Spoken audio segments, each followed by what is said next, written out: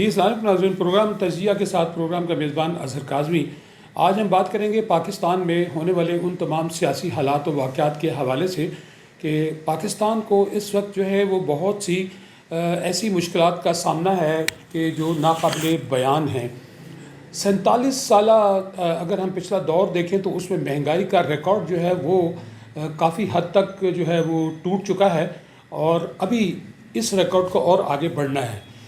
ان تمام باتوں میں اگر ہم دیکھیں کہ اس کا ذمہ دار کون ہے، 1947 سے لے کر آج تک پاکستان کے جو تمام سیاسی حالات ابھی تک بنتے رہے ہوتے رہے، کون کون سے جو حکمران آئے اور انہوں نے اس ملک کی ڈیولپمنٹ کے لیے کیا کچھ کیا، اور اس کے بعد بہت سے ایسے حکمران ہیں جن کو صرف اس ملک کی بہتری ترقی کے لیے کام کرنے کے نتیجے میں اپنے ہی لوگوں کے ہاتھوں سے قتل و غارت اور پھانسی لگوا دیا گیا۔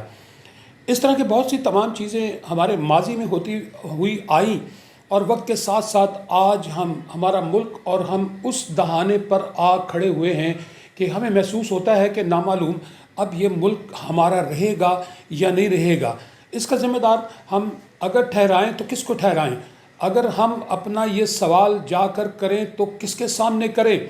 اگر کسی کا نام لیتے ہیں تو ہمیں جو صحافت کے میں کام کرنے والے لوگ ہیں ان کو گرفتار کر لیا جاتا ہے، ان کو پکڑ لیا جاتا ہے۔ اس کا ترازو کس کے ہاتھ میں ہے؟ اس کا فیصلہ کون کرے گا؟ عدالتیں کریں گی، اسٹیبلشمنٹ کرے گی، سیاسی لوگ کریں گے۔ اس ڈوبتی ہوئی کشتی کو کون بچائے گا؟ ایک بہت بڑا سوال ہے۔ ایک ایسے بند گلی میں پاکستان اور پاکستان کی عوام کو لا کھڑا کر دیا گیا ہے کہ اب اگر ہم پیچھے آتے ہیں تو موت ہے، آگے ہمارے لیے راستہ بند ہے۔ ناظرین، ان تمام چیزوں کے ذمہ دار اگر میں ان تمام لوگوں کو ٹھہراؤں اور اس میں اس کے ذمہ دار عوام خود بھی ٹھہرتی ہے تو ناظرین میرے خیال میں یہ زیادہ بہتر ہوگا کہ اب ہمیں اپنے لیے ایک نیا راستہ تلاش کرنا ہوگا، تب ہم اس ملک کو اور اس عوام کو بچا پائیں گے۔ ناظرین، IMF ایک ایسا امریکہ کا ادارہ ہے جو ان تمام ممالک پر جھپٹے مارتا ہے اور ان تمام ممالک کو فوکس کرتا ہے جس کے پاس دنیا کے بہت سے خزانے موجود ہوتے ہیں۔ اگر میں پاکستان کی بات کروں تو پاکستان کے اندر دنیا کے بہت سے ذخائر موجود ہیں اور سب سے بڑی خوش قسمتی کہ پاکستان کو جو 4 خوبصورت موسم اللہ تعالیٰ کی طرف سے عطا کیے گئے ہیں وہ دنیا کے بہت کم ممالک کو حاصل ہیں۔ تیسری بات، پاکستان کے بننے کے بعد سے آج تک کوئی بھی لیڈر یا کوئی بھی حکمران یا کوئی بھی جو لوگ ہیں وہ پاکستان کے لیے کبھی بھی کسی صورت بھی ہمیں سنسیئر مخلص ہوتے نظر نہیں آئے۔ اگر آج ہم مخلصی کی طرف جاتے تو آج ہمارے ملک کا یہ حال نہ ہوتا۔ آپ اپنے پڑوسی ملک کو دیکھیں، بھارت کو دیکھیں، جس سے ہمیں یہ ڈر لگا رہتا ہے کہ وہ ہم سے جنگ کرے گا، ہم پہ بمباری کرے گا۔ آج ہم اس کے خوف سے اتنی بڑی فوج جو ہے وہ ان کا پڑاؤ ہم نے وہ سرحدوں کی طرف ڈالا ہوا ہے۔ تو ناظرین وہ آپ اس کی ڈیولپمنٹ دیکھیں کہ اس نے اپنی ترقی کتنی کی اور وہ کہاں چلا گیا، ان کی زراعت کہاں ہے، ان کی صنعت کہاں ہے۔ دنیا کے بہت سے بیشتر ممالک میں ان کی لیبر جو ہے اس کو پرائرٹیز مل رہی ہیں اور پاکستان کے لوگوں کو جو ہے وہ پرائرٹیز نہیں مل رہی۔ پاکستان کے پاس اگر ایک راستہ رہ جاتا ہے آ جا کر، وہ راستہ رہ جاتا ہے سعودی عرب ممالک، جو ہمارے بھائی اور ہمیں اکاموڈیٹ کر لیتے ہیں۔ اگر بات کروں میں، اب میرے پاس کچھ شہ سرخیاں ہیں، ان پر بات کریں گے اور اس کے بعد پھر ہم اپنے پروگرام کو آگے بڑھائیں گے۔ ہمارے پروگرام کے میزبان بھی آج جو ہے وہ بات کریں گے پاکستان کے ہونے والے ان تمام حالات و واقعات کے جو جس طرح کی چیزوں کی قیمتیں بڑھ رہی ہیں، ڈالر کا ریٹ اوپر کیوں جا رہا ہے، وہ بات کریں گے۔ ناظرین، سب سے پہلے آپ کو بتاتا چلیں ایک ہاٹ لائن میرے پاس ہے جس میں شیخ رشید کو رات گئے گرفتار کر لیا گیا اور آصف زرداری کو دھمکیاں دینے جیسے کیس بنایا گیا اور عمر رشید کی عدالت میں اسلام آباد میں ان کو پیش کیا گیا، اور ابھی میرے پروگرام شروع کرنے سے پہلے ان کو 8 روزہ ریمانڈ کی ڈیمانڈ کی گئی تھی، اور ابھی جب میرے پروگرام میں شارٹ بریک آئے گا تو اس کے بعد میں آپ کو بتا سکوں گا، بلکہ آپ لوگ دیکھ رہے ہیں کہ ان کو ریمانڈ کتنے دن کا ملا۔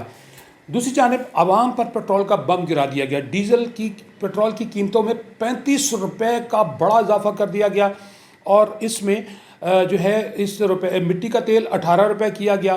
اس میں عوام پر 500 ارب کا اضافی بوجھ ڈالا گیا ہے۔ اگر اس کے ساتھ میں آپ کو یہ بھی بتاتا چلوں کہ جو اس ملک کے اندر ذخیرہ اندوز اور جو نوٹ کمانے والے لوگ جو ہیں آپ ان کو دیکھیں، ان میں بہت اب تو میرا خیال ہے ہر جو بزنس مین ہے، ہر شعبۂ زندگی کا جو سے تعلق رکھنے والا شخص ہے، وہ کوشش یہی کرتا ہے، چھوٹا سے چھوٹا دکاندار بھی میں، کہ 10 روپے والی چیز جو ہے وہ میں 100 روپے میں فروخت کروں، کیونکہ اس کا کراس چیک کوئی نہیں ہے اور اس کو پکڑنے والا کوئی نہیں ہے۔ تو آپ یہ دیکھیں کہ سبزیوں کی قیمتوں میں، دالوں کی قیمتوں میں اور دیگر اشیاء ضرورت کی جتنی چیزیں ہیں ان کے اندر کتنی شدت سے اضافہ کیا گیا ہے۔ اور دوسری جانب آپ دیکھیں کہ جو بسوں کے کرائے ہیں ان میں 500 روپے تک کا اضافہ کر دیا گیا ہے۔ پھر ہم اگر یہ دیکھیں کہ اس اضافے کا اثر جو ہے وہ کن کن چیزوں پر پڑے گا، اب اس کا اثر جو ہے وہ تمام یہ جو ہماری کھانے والی چیزیں ہیں، جتنی تمام گھریلو استعمال کی چیزیں ہیں، ان کے اوپر ایک لمیٹڈ حد تک ڈالنا چاہیے، لیکن جو دکاندار ہے وہ اس کو 100% کے حساب سے ڈال رہا ہے۔ تو ہم لوگوں کا ہونا کیا ہے، آگے حالات کیا ہونے والے ہیں، اس حوالے سے کسی کو خبر رہی ہے؟ دوسری جانب کل خواجہ سعد رفیق صاحب کی پریس کانفرنس تھی، پرسوں انہوں نے بھی اپنی پریس کانفرنس میں کہا کہ ہمیں مجبوراً ریلوے کا جو ہے وہ خسارہ جو ہے وہ بڑھتا چلا جا رہا ہے ڈیزل کی قیمت کی وجہ سے، لہٰذا ہمیں بھی اضافہ کرنا پڑے گا۔ انہوں نے بھی ریلوے کی جو ٹرین کی ٹکٹس ہیں ان میں بھی اضافہ کر دیا۔ اب مجھے بتائیے گا کہ غریب جائے تو جائے کہاں؟ چنگچی پر جاتا ہے تو چنگچی بھی وہ اپنا کرایہ بڑھا چکی ہے۔ تو یہ وہ تمام چیزیں ہیں۔ پھر اور سب سے بڑی جو بڑی بات پی ایم ایل این کی تھی کہ پی ایم ایل این کے جو سربراہ ہیں انہوں نے اس بات کا وعدہ کیا تھا، خاص طور پہ شہباز شریف صاحب نے اور اسحاق ڈار صاحب نے، کہ ہم ڈالر پہ کنٹرول کر لیں گے، اور ہم ڈالر کو کنٹرول کرنے کے ساتھ ساتھ ہم تمام چیزوں کو جو ہے وہ اپنے دائرہ کار میں لا کے عوام کے اوپر بوجھ نہیں ڈالیں گے۔ لیکن اب اس کے سارا یہ برعکس ہو رہا ہے۔ میری سمجھ سے ایک بات باہر ہے کہ پی ایم ایل این کی، میرے ایک سیاسی انالسٹ ہونے کے ناطے، ایک ٹی وی اینکر ہونے کے ناطے، پی ایم ایل این کی یہ سب سے بڑی غلطی تھی، جیسے کہ عمران خان کے کچھ حواریوں نے ان کو مجبور کیا کہ آپ اسمبلیاں توڑ دیں۔ دوسری جانب چودھری پرویز الہی صاحب جو ہے وہ اس کے اوپر قطعی طور پہ تیار نہیں تھے کہ اسمبلیاں توڑی جائیں، اور اسمبلیاں توڑنے کے بعد جو اب بیڈ ایکسپیکٹس آ رہے ہیں وہ ان کے سامنے ہیں۔ تو اسی طرح سے پی ایم ایل این کے جو اکابرین تھے ان کو قطعی طور پر اس جلتی ہوئی آگ کے اندر پاؤں نہیں رکھنا چاہیے تھا، ان کو قطعی طور پہ ٹیک اوور نہیں کرنا چاہیے تھا، ان کو اس کو عمران خان کے حوالے ہی کرتے اور اس کو کہتے کہ ہم مزید 1 سال ویٹ کر لیں گے، جب الیکشن کا ٹائم آئے گا، الیکشن کے بعد ہم آپ کے پاس جو ہے وہ الیکشن لڑنے کے بعد جو ہے وہ گورنمنٹ کا حصہ بن جائیں گے۔ لیکن جو ان کے حواری تھے انہوں نے مجبور کیا، انہوں نے سبز باغ دکھایا، اور ان کو شاید یہ بات وہ جانتے بھی تھے کہ آئی ایم ایف جو ہے وہ ان کو نہیں چھوڑے گا، اور عمران خان نے ان کے لیے بارودی سرنگیں بچھا دی ہیں۔ یہ تمام حالات کو جانتے بوجھتے ہوئے پی ایم ایل این نے ایک سمجھدار اور ایک بڑی جماعت ہونے کے ناطے میرا خیال ہے غلط قدم اٹھا لیا، اور اس قدم کو اٹھانے میں پھر ایک پی ڈی ایم بنائی گئی۔ اس پی ڈی ایم کے ذریعے جو ہے مختلف پارٹیوں کے لوگوں کو حکومت کا حصہ بنایا گیا، جو آج بھی حکومت کا حصہ ہیں۔ تو ناظرین یہ وہ تمام چیزیں ہیں جو ہمارے ان تمام چیزوں کے اثرات، اصل میں اس کا اثر جو ہے وہ عوام کے اوپر پڑ رہا ہے۔ اب ہمارے ایک معروف جرنلسٹ ہیں جو ایک T V anchor, T V studio کے مالک بھی ہیں، محسن نقوی صاحب، وہ بطور وزیر اعلیٰ پنجاب آئے، انہوں نے آگے تمام پروٹوکولز وغیرہ ختم کر دی اور تمام چیزیں ختم کر کے انہوں نے کہا کہ میں اپنا کھانا بھی خود ہی گھر سے لے کر آؤں گا۔ بڑی اچھی بات ہے، انہوں نے ایک اچھی، اور انہوں نے ایک چھوٹی سی 9 یا 10 رکنی یا 12 رکنی کابینہ بنا لی۔ تو ناظرین اگر یہ چیز ایکسرسائز کے اندر چلی جائے، تمام سیاسی پارٹیاں جو ہیں اتنے بڑے بڑے جو ایک فلیٹ سے بنا لیتے ہیں، 30 وزراء رکھ لیتے ہیں، پھر ان کے اسپیشل اسسٹنٹ آ جاتے ہیں، اور پھر ان کے ساتھ بہت بڑا عملہ آ جاتا ہے، پھر گاڑیاں آ جاتی ہیں، یہ وہ تمام اخراجات ہیں جو اس ملک اور قوم کی تباہی کا باعث بنتے ہیں۔ اگر میں بات کروں ان تمام چیزوں کے ساتھ ساتھ کہ ان کے اثرات دوسری دیگر چیزوں پر بھی پڑتے ہیں، تو یہ تمام وہ چیزیں ہیں جو ہمیں تباہی کی طرف لے جا رہے ہیں۔ اور وقت کے ساتھ ساتھ آپ دیکھیں دہشت گردی کا جو ایک مطلب ایک بہت بڑا ایک الاپ ہماری طرف بڑھا ہے۔ ابھی پہلے تو چھوٹی چھوٹی دہشت گردیاں ہوتی رہی، اب ایک پشاور کے اندر پرسوں مسجد کے اندر دھماکہ ہوا جس کے اندر تقریباً 101 سے زائد افراد جو ہے ان کو شہادت حاصل ہوئی، اور تقریباً 150 جو لوگ تھے، 150 سے زائد لوگ وہ بری حالت پہ زخمی ہوئے، کیونکہ مسجد کی چھت جو ہے وہ شہید ہو گئی تھی، گر گئی تھی۔ تو ناظرین یہ کیا ہو رہا ہے؟ یہ تمام چیزیں کون کر رہا ہے؟ کہاں سے آ رہی ہیں؟ گورنمنٹ کدھر ہے؟ اور جو ہماری پاک فوج ہے وہ تو اپنے جتنا کر سکتی ہے اتنا کر رہی ہے. اب نئے جنرل صاحب آئے ہیں, ان کی اپنی پالیسی ہے, وہ اپنی پالیسی کے تحت ان تمام چیزوں کو دیکھ رہے ہیں. سرحدوں کو چاروں طرف سے جو ہے وہ کھانا چھانا جا رہا ہے.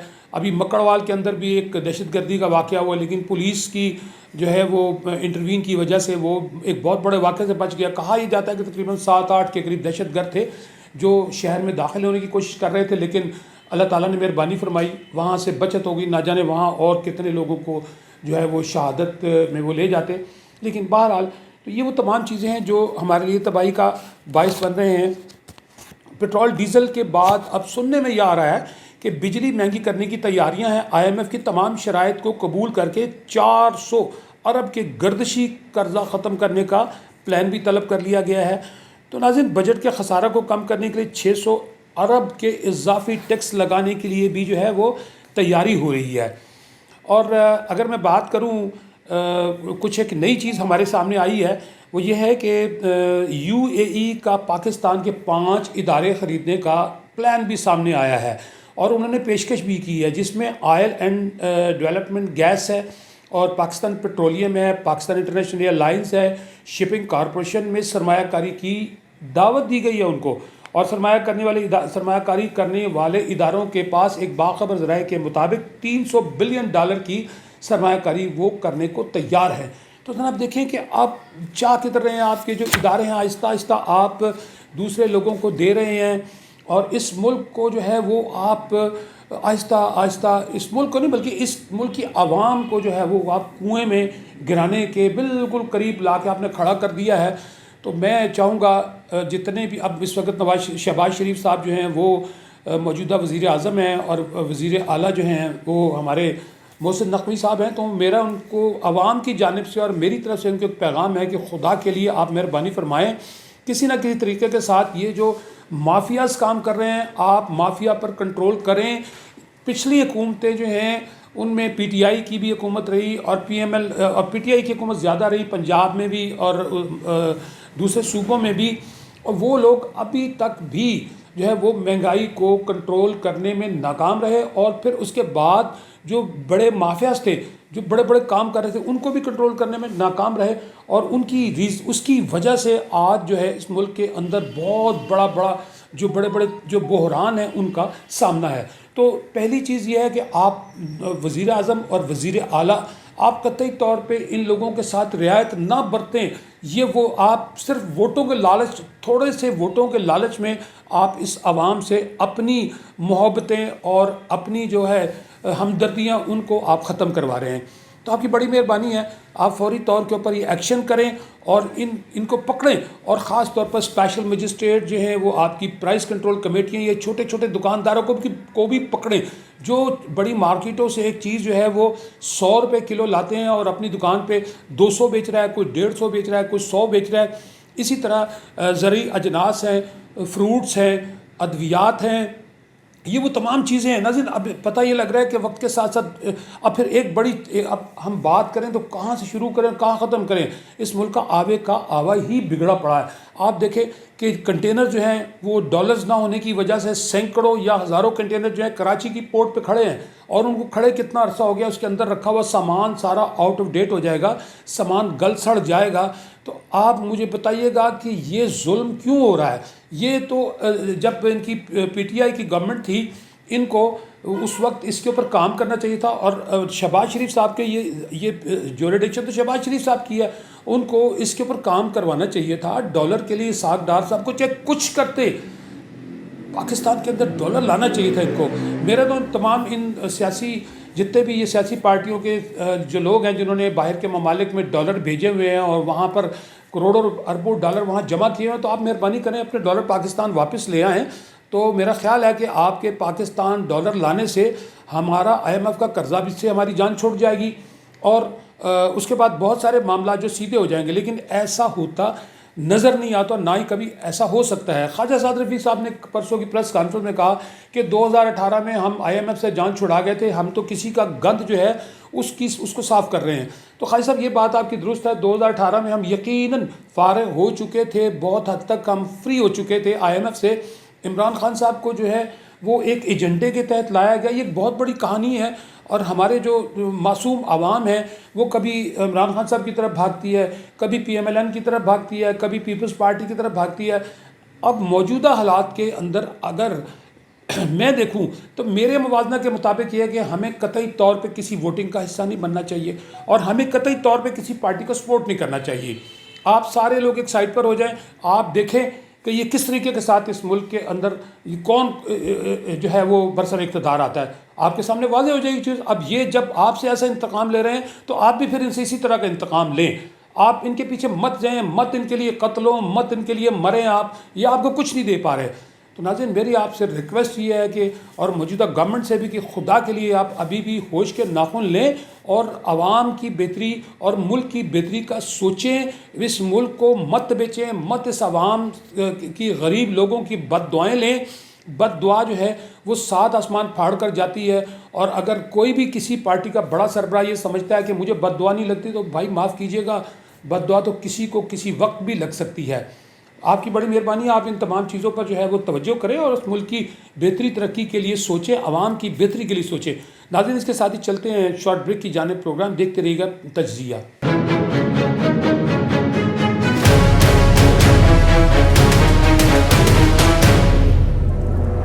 کے بعد دوبارہ پھر آپ کی خدمت میں حاضر پروگرام کا میزبان اظہر کاظمی. ناظرین آج ہمارے ساتھ سعید احمد صاحب ہیں جو بینکنگ اینڈ اکنامکس ایکسپرٹ ہیں. ان کی رائے لیتے ہیں اس وقت پاکستان کے جو حالات ہیں ان کے حوالے سے بات کریں گے. میں پہلے لائٹلی ان کو انٹروڈکشن کرا دوں. سعید احمد صاحب جو ہیں fellowship institute of actuaries England سے انہوں نے یہ کورس کیا. اس کے بعد پھر لندن اسکول آف اکنامکس سے اکنامکس میں ماسٹر کرنے کے بعد ان کا 49 سالہ تجربہ ہے, انٹرنیشنل بینکنگ کا وسیع تجربہ ہے. اور سعید احمد صاحب جو ہیں سابق deputy governor of state bank of Pakistan بھی رہے اور سابق صدر نیشنل بینک آف پاکستان بھی رہ چکے ہیں. سعید احمد صاحب کی بڑی نگاہ ہے اس وقت پاکستان کے جو حالات چل رہے ہیں ان کے اوپر ان سے بات کرتے ہیں. جی السلام علیکم سعید صاحب. جی وعلیکم السلام. سعید صاحب آپ کو ہم اپنے پروگرام میں سب سے پہلے ویلکم کہتے ہیں. جی بہت بہت شکریہ, بہت بہت شکریہ. جی سعید صاحب اس وقت پاکستان کے جو حالات چل رہے ہیں وہ آپ کی نگاہ میں بھی ہیں اور بلکہ پوری دنیا میں اس وقت پاکستان کے ان تمام حالات کو فوکس کیا جا رہا ہے.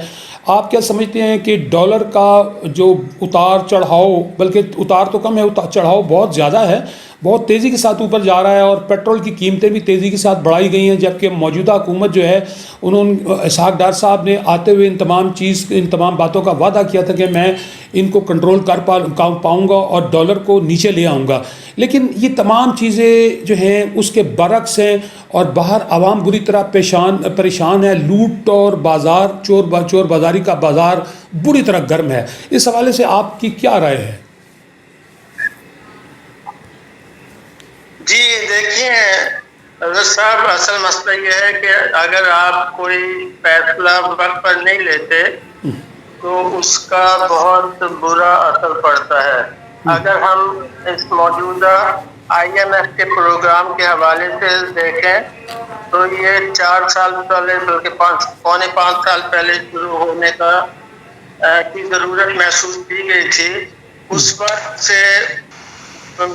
میں بھی بہت تجربہ تھا, کئی بار اس میں جانے کے لیے بھی بات کی گئی تھی, ڈیفر کر دیا گیا, اس کے لیے پھر شرائط بھی طے کیے, لیکن ایسا لگتا تھا کہ کوئی کلیئرٹی نہیں ہے.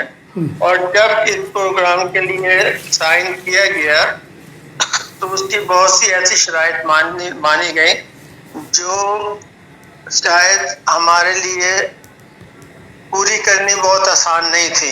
تو یہ سلسلہ تبھی سے چلا آ رہا ہے. تو یہ پروگرام تو جاری ہے ایک مدت سے, لیکن اس میں تعطل بھی پیدا ہوتا رہا ہے اور اس میں بہت کمپلیکیشن بھی آتی رہی ہیں. تو موجودہ صورت حال میں اگر آپ تو میں یہ کہوں کہ ہم سب جو مشکلات اس وقت فیس کر رہے ہیں اس کی سب سے بڑی وجہ یہ ہے کہ ہم نے آئی ایم ایف کے ساتھ جو معاملات طے کیے تھے ان کے بارے میں تھوڑی نہ تو سوچا اور نہ ہی ان کو پورا کرنے کے لیے جو حالات درکار تھے ان کو ایڈریس کیا. آئی ایم ایس کے پاس آپ جب جاتے ہیں، جب آپ کو بیلنس آف پیمنٹ میں مشکلات پیش آتی ہیں، تو ہمیں مشکلات تو ہیں.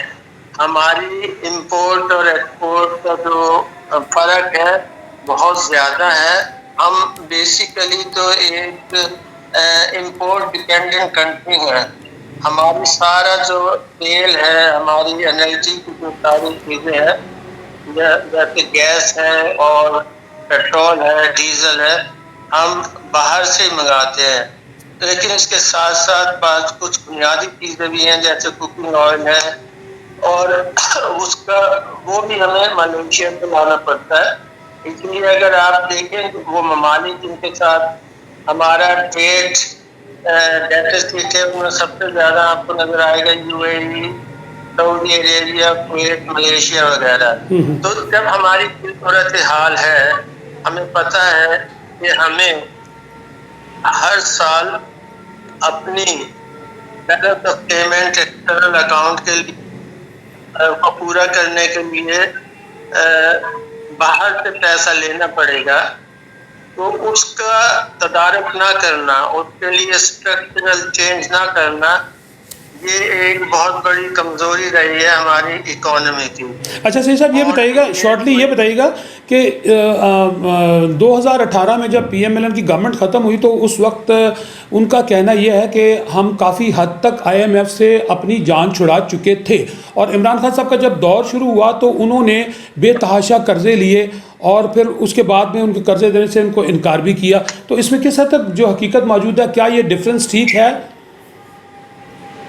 جی، پاکستان نے کہا جاتا ہے کہ تقریباً 23 دفعہ آئی ایم ایف کے پروگرام میں گیا ہے، اور صرف ایک دفعہ وہ پروگرام بخیر و خوبی ختم ہوا.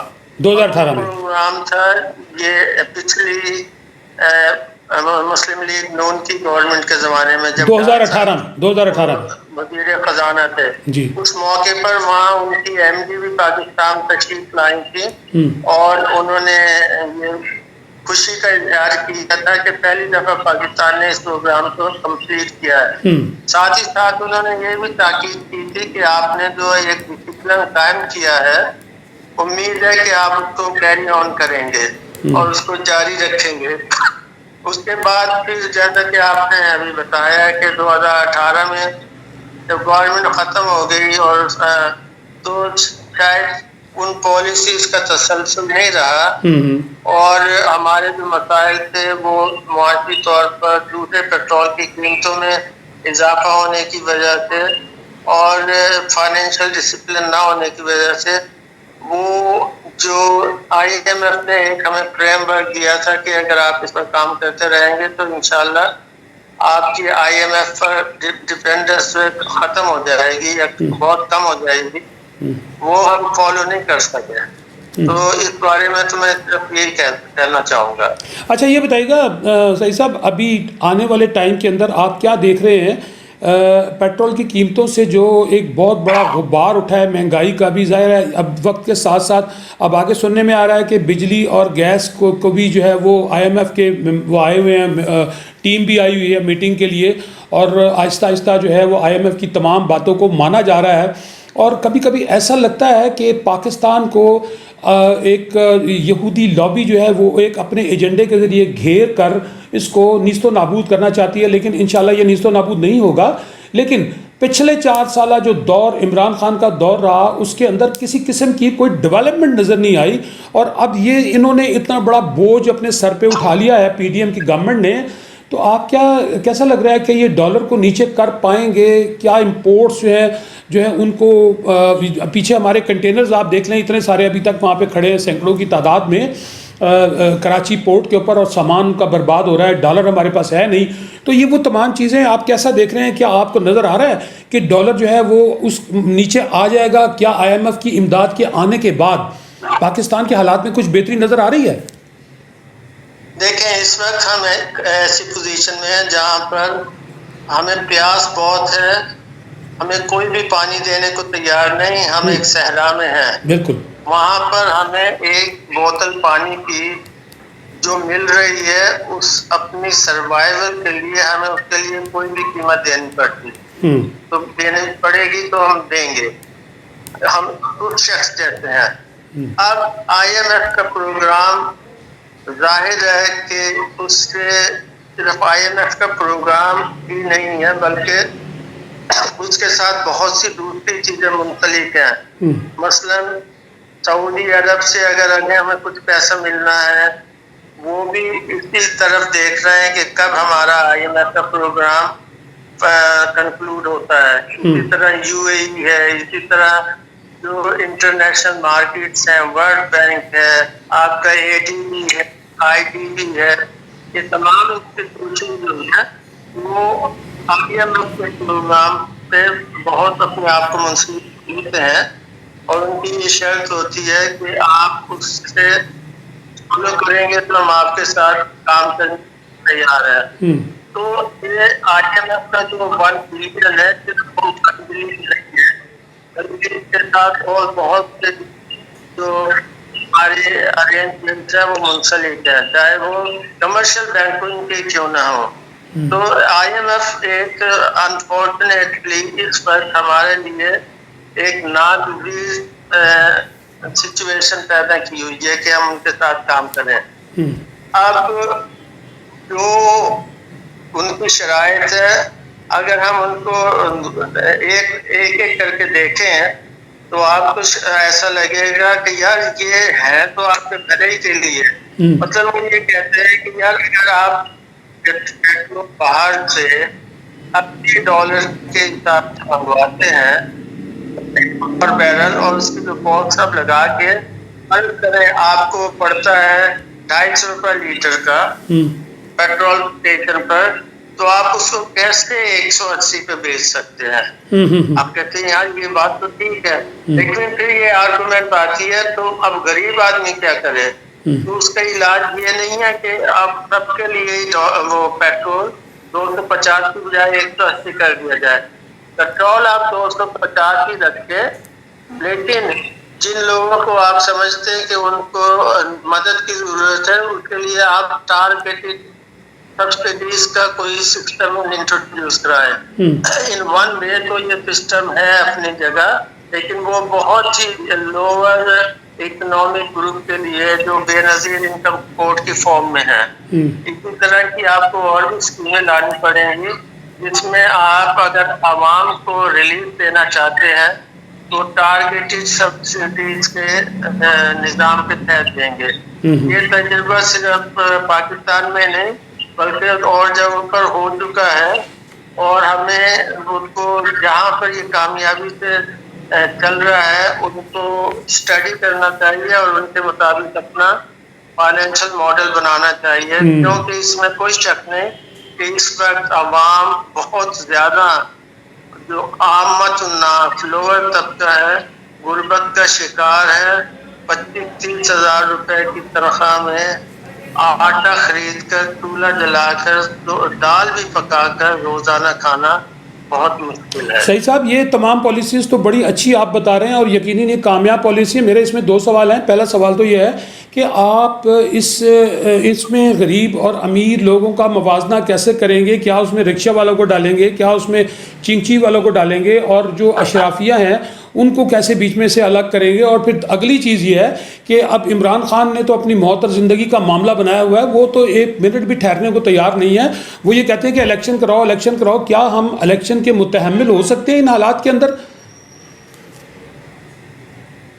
دیکھیں میں سیاست پر بات نہیں کرتا، لیکن جہاں تک یہ اکانومی کا تعلق ہے اگر کوئی بھی آ جائے، forget about عمران خان اور شہباز صاحب اور زرداری صاحب اور اسحاق ڈار، forget everyone، کوئی بھی آ جائے اس کو یہ جو ہمارا 2 ایشوز ہیں، ایک تو ہے امیڈیٹ ایشو جس کے ہم جا رہے ہیں کہ ہمیں فائر فائٹنگ کرنی پڑ رہی ہے، ایک تو یہ ایشو ہے، اور ایک ہمارا اسٹرکچرل ایشو ہے۔ تو اسٹرکچرل ایشو تو لانگ ٹرم چیز ہے، ابھی ہم فائر فائٹنگ جو کر رہے ہیں اس کے لیے کوئی بھی آ جائے تو اس کو یہی کرنا پڑے گا، اس کو انہی مراحل کے ذریعے سے گزرنا پڑے گا۔ ابھی تھوڑے دن پہلے عمران خان صاحب نے بھی یہ بات مانی تھی کہ IMF کے پروگرام کے علاوہ ہمارے پاس کوئی چارہ نہیں ہے. اگر وہ ایسا بھی سمجھتے ہیں یا کوئی بھی ایسا سمجھتا ہے تو ہمیں یہ نہیں سمجھنا چاہیے کہ IMF عمران خان کو ایک پروگرام دے گا اور شہباز شریف اور اسحاق ڈار کو دوسرا. پروگرام تو پاکستان کے لیے نہ کہ عمران خان کے لیے شہباز شریف کے لیے. تو یہ سمجھنا کہ الیکشن کے بعد کوئی اور آ جائے گا اور اس کے ساتھ چیزیں ڈفرینٹ ہو جائیں گی، میرے خیال میں ہم کوئی حقیقت مندانہ ہمارا یہ رویہ نہیں. سر لیکن یہ جو جن پالیسیز کا آپ ذکر کر رہے ہیں ان کے اوپر تو فوری نافذ العمل ہونا چاہیے ان پالیسیز کو. اور میرا خیال یہ ہے کہ جو عمران خان صاحب ہیں یا دیگر پارٹیاں ہیں، جو بھی پارٹی ہے، ان کو ابھی کچھ تھوڑی دیر کے لیے جو ہے وہ یا تو ایک جگہ پہ بیٹھ کے اس ملک کو بچانے کے لیے، اس ملک کی عوام کی بہتری کے لیے ایک جگہ بیٹھ جانا چاہیے. اور پھر دوسری بات یہ ہے کہ یہ جو چیز آپ نے بتائی ہے بڑی اچھی چیز ہے، اس کے اوپر عمل کرنا چاہیے. اس کے عمل کے لیے اب یوٹیلیٹی سٹور کے اوپر جو انہوں نے شروع کیا تھا ایک سسٹم، اب یوٹیلیٹی سٹور کے اوپر بھی آپ دیکھیں کل سے جب سے قیمتیں بڑھی ہیں پیٹرول کی، اس کے ساتھ ہی لوگوں نے جو ہے وہ چور بازاری اسی طرح شروع کر دیا. اور وہی چیز اب یوٹیلیٹی سٹور پہ بھی آ گئی. لائک ایک صابن جو ہے وہ اگر ایک دکان کے اندر 130 روپے کا ہے تو اتنے کا ہی یوٹیلیٹی سٹور میں مل رہا ہے. تو گورنمنٹ کو تھوڑا سا اس کے اوپر فوکس کرنا چاہیے کہ یوٹیلیٹی سٹور جو ہے اس کا مقاصد کیا ہیں اور ان میں کن لوگوں کو جو ہے وہ فائدہ پہنچایا جائے. ماضی میں ہم نے دیکھا بھی چند دن پہلے کچھ عرصہ پہلے کہ آٹے کی لائنیں لگی ہوتی تھی بے تحاشا، اس کو پھر ایزی کر دیا گیا، وہ آٹے کا بھی ایک بحران نکل گیا، اللہ تعالیٰ نے بہتری کر دی. تو مقصد کہنے کا یہ ہے کہ سر اس وقت جو ہے شارٹ ٹرمز کے اندر ہمیں اس وقت ضرورت ہے ڈالر کے ریٹ کو نیچے لانا. ڈالر کا ریٹ جب نیچے آئے گا تو اس کے بعد آپ کی امپورٹس جو ہیں وہ آٹومیٹکلی جو ہے وہ بڑھیں گی، اور اسے بڑھنے سے جب چیزیں ملک میں آئیں گی تو بہتری پیدا ہوگی. اب آپ مجھے صرف یہ بتا دیجیے گا کہ IMF کا پروگرام ہم اگر کمپلیٹ کر لیتے ہیں اور ہمیں قرضہ جات ملنا شروع ہو جاتے ہیں تو اس صورت میں ڈالر جو ہے اس کا ریٹ آئے گا نیچے، ہماری بہتری آئے گی، پیٹرول کم ہوگا یا نہیں؟ آپ کا کیا اندازہ ہے؟ دیکھیں، ڈالر کی قیمت جو ہے وہ آپ بھی جانتے ہیں اور میں بھی جانتا ہوں کہ اگر ڈالر نہیں ہوگا ہمارے پاس اور اس کی ڈیمانڈ زیادہ ہوگی تو ظاہر ہے کہ اس کا ریٹ بڑھے گا. لیکن جیسے ہماری جو اویلیبلٹی ہوگی ڈالر کی اور وہ ہماری ضرورت کے مطابق ہوگا تو اس میں اسٹیبلٹی آئے گی، پہلے اس میں استحکام آئے گا، اور اس کے بعد وہ اگر ہمارے پاس زیادہ ڈالر ہوں گے اور مارکیٹ کا کانفیڈنس ہوگا ہم میں کہ ہم معاملات کو ٹھیک طریقے سے طے کر رہے ہیں تو وہ ڈالر کی قیمت کم ہونی چاہیے. کیونکہ اس وقت جو ڈالر ہے اس کی قیمت میں بہت سے فیکٹر ہیں. ان میں سے ایک تو پرسیپشن کا بھی ہے، ایک کرپشن کا بھی ہے کہ لوگوں نے گرے مارکیٹ کریٹ کر کے ایکسپلائٹ کیا ہے اور اس کا بہت بڑا ہاتھ ہے. تو جب یہ گرے مارکیٹ کم ہو جائے گی اور لوگ اس میں دیکھیں گے کہ باہر سے جو ریمیٹنس جو تقریباً 10% کم ہو گئے تھے وہ بھی اس میں شامل ہو جائیں گی تو چیزیں بہت نارمل طریقے کی طرف ہونا شروع ہوں گی. تب پہلے تو اسٹیبلٹی آئے گی اور اس کے بعد گنجائش ہوگی تو قیمت نیچے آئیں گی. جہاں تک پیٹرول کی قیمت اور گیس کی قیمت کا تعلق ہے، وہ اگر انہوں نے اس میں دور رس لانگ ٹرم بہتری لانی ہے تو اس پر انہیں سبسڈی ختم کرنی پڑے گی. اور آخری بات یہ ہے کہ ہم چونکہ پروگرام میں ہیں، اگر ہم کوئی سبسڈی بھی دینا چاہتے ہیں، مدد بھی کرنا چاہتے ہیں، اس طرح کا کوئی کنسیشن دینا چاہتے ہیں تو قسمتی کے لیے بھی ہمیں IMF سے کلیئرنس لینی ہوگی. جی سعید صاحب، آخری سوال آپ سے یہ ہے کہ یہ بتائیے گا کہ آپ ماشاءاللہ اسٹیٹ بینک آف پاکستان کو بھی بطور جو ہے وہ ڈپٹی گورنر جو ہے وہ سرو کر چکے ہیں، اس کے بعد پھر نیشنل بینک آف پاکستان کے پریزیڈنٹ رہے. تو ایک چھوٹا سا مختصر مجھے بتائیے گا کہ آپ نے نیشنل بینک آف پاکستان میں وہاں کی بہتری اور ترقی کے لیے کتنا کام کیا، اور آپ یہ بھی جانتے ہیں کہ نیشنل بینک آف پاکستان کے اندر جو ہیں وہ بہت بڑے بڑے جو ہیں وہ گھپلے اور کیسز جو ہیں وہ آج بھی وہاں پر موجود ہیں. تو اس حوالے سے آپ کیا کہیں گے، نیشنل بینک آف پاکستان کس حد تک جو ہے وہ بہتری کی طرف رہا آپ کے دور میں؟ لیکن جب میں نیشنل بینک میں تھا تو میں خود برانچ میں جا کر وزٹ کرتا تھا، اور کئی دفعہ تو میں ایک کسٹمر کے طور پر برانچز میں گیا ہوں، اور مجھے افسوس سے کہنا پڑتا ہے کہ وہاں پر جو اسٹاف تھا اس کی سروسز بہت اچھی نہیں تھی، تو کچھ لوگوں کو تو میں نے آن دا اسپاٹ سسپینڈ کیا، اور جو بعد میں ان کو نوکری سے بھی نکالا میری وجہ سے۔ کچھ یونین کے جو دوست تھے جن کا کچھ تو بہت اچھے تھے، لیکن کچھ ایسے تھے جن کا مقصد یہ تھا کہ جو معاملات ہیں ویسے ہی چلتے رہے، وہ ناراض بھی ہوئے اور میری ان سے تھوڑی انبن بھی رہی، لیکن الحمدللہ میں نے ڈسپلن لے کر آیا۔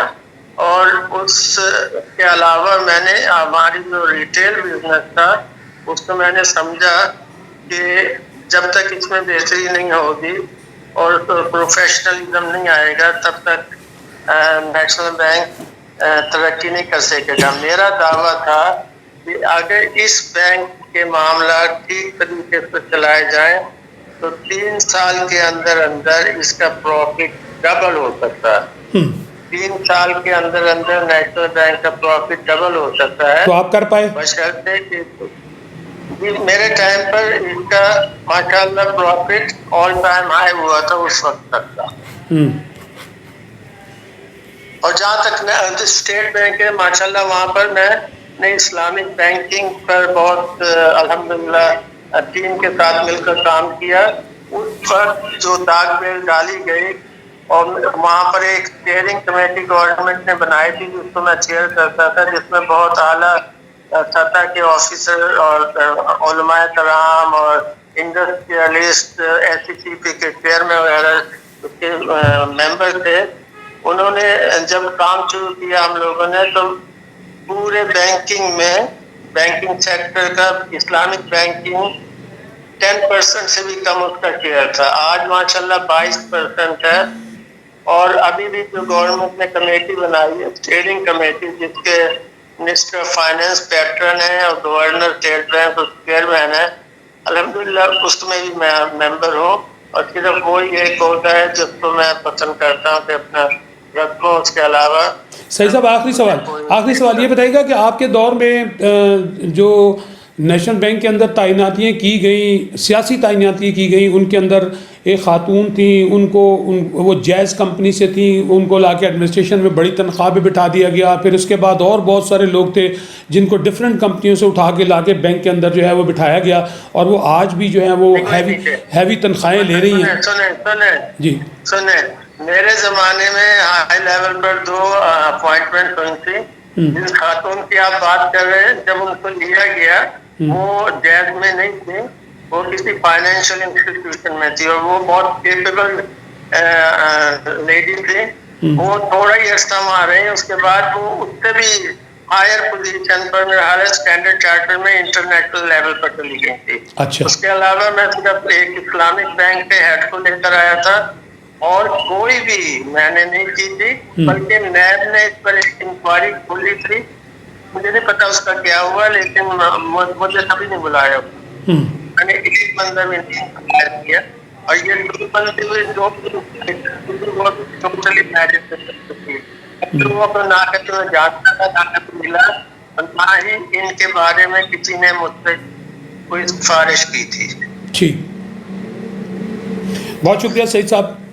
سعید احمد صاحب ہمارے ساتھ ابھی لائن پر موجود تھے، اور سعید احمد صاحب جو ہیں وہ بینکر اینڈ اکنامک ایکسپرٹ تھے۔ ناظرین آپ نے دیکھا کہ سعید احمد صاحب نے جس حوالے سے ڈالر اور پاکستان میں ہونے والے ان تمام فائنینشیل حالات پر جو ہے وہ ڈسکس کیا، اس میں سب سے اچھی بات انہوں نے یہ کی کہ پیٹرول کی جو ہے وہ اس کے اندر سبسڈی کو ختم کر کے جو ہے وہ ایک طبقہ جو پاکستان کے اندر موجود ہے جسے غریب طبقہ کہا جاتا ہے، متوسط طبقہ کہا جاتا ہے، ان کے لیے ایک ایسی پلاننگ دی جائے، ایک ایسا سسٹم جاری کیا جائے جس میں پیٹرول ان کو سستا ملے لیکن اشرافیہ کو جو ہے پیٹرول وہ مہنگا جائے تو ان کو کوئی حرج نہیں ہے۔ تو ناظرین اب یہاں پر یہ میں نے پروگرام کے دوران بھی یہ بات کی تھی کہ بات تو درست ہے، لیکن سب سے جو بڑی مشکل بات ہے کہ ہم ان لوگوں کا توازن کیسے کریں گے، ان کو کیسے دیکھیں گے کہ یہ ضرورت مند ہے، یہ غیر ضرورت مند ہے، اور دوسرا یہ قوم جو ہے یہ میرا نہیں خیال کہ اس سسٹم کے بیچ میں آ سکے گی، کیونکہ عموماً دیکھا یہ گیا ہے کہ جب بھی گورنمنٹ کی جانب سے کوئی سبسڈی یا کوئی ایسی چیز دی جاتی ہے تو فوری طور کے اوپر اس کا غلط استعمال شروع ہو جاتا ہے. جیسے کہ میں اب یوٹیلیٹی اسٹور کی بات کروں کہ یوٹیلیٹی اسٹور کے اندر بھی آپ نے دیکھا کہ وہاں پر آٹے کی لائنیں لگی ہوتی تھی، اور وہاں پر کچھ جگہوں پر ان کا اپنا سٹاف انوالو ہوتا تھا، آٹا کا ٹرک آتا تھا تو وہ ان اپنے متعلقہ لوگوں کو فون کر دیتے تھے، وہ آتے تھے اور وہاں سے ان کو 3-3 4-4 توڑے اٹھوا دیتے تھے، اور اس کے بعد میں وہ جو آٹا تھا وہ باہر تندوروں پہ بیکتا تھا، غریب بیچارہ جو ہے وہ باہر لائن میں لگا رہ جاتا تھا. تو ناظرین یہ وہ تمام چیزیں ہیں، ان تمام چیزوں کا ذمہ دار ہم کس کو ٹھہرائیں، کیسے یہ قوم ٹھیک ہوگی، کیسے ہم لوگ ٹھیک ہوں گے، ہمیں کس طرف جانا ہے، کیسے جانا ہے. اب ڈالر کی انہوں نے بات کی کہ ڈالر کے لیے جو ہے وہ گرے مارکیٹ جو ہے وہ بنائی گئی. تو میرا سوال یہ ہے کہ گرے مارکیٹ اگر ڈالر کی بنائی جا رہی تھی تو گورنمنٹ کی ایجنسیز کدھر تھی، گورنمنٹ کدھر تھی، گورنمنٹ کے لوگ کدھر تھے؟ ان کو یہ پتہ نہیں لگا کہ گرے مارکیٹ کریٹ کس لیے کی جا رہی ہے. افغانستان سے بوریاں بھر بھر کے ڈالر جو ہے افغانستان میں سے باہر نکالے گئے ہیں، ٹرکوں کے اندر رکھ کے نکالے گئے ہیں. وہاں سے جب نکل رہے تھے وہاں اس وقت کسی کو پتہ نہیں لگا. تو اب جب سب کچھ ہو گیا، بیڑا صاف ہو گیا، تو اب جو ہے وہ ایجنسی بھی جاگ گئی، اب تمام لوگ جاگ گئے. ناظرین من اصل قوم ہم تمام لوگ بے ایمان اور بددیانت ہو چکے ہیں.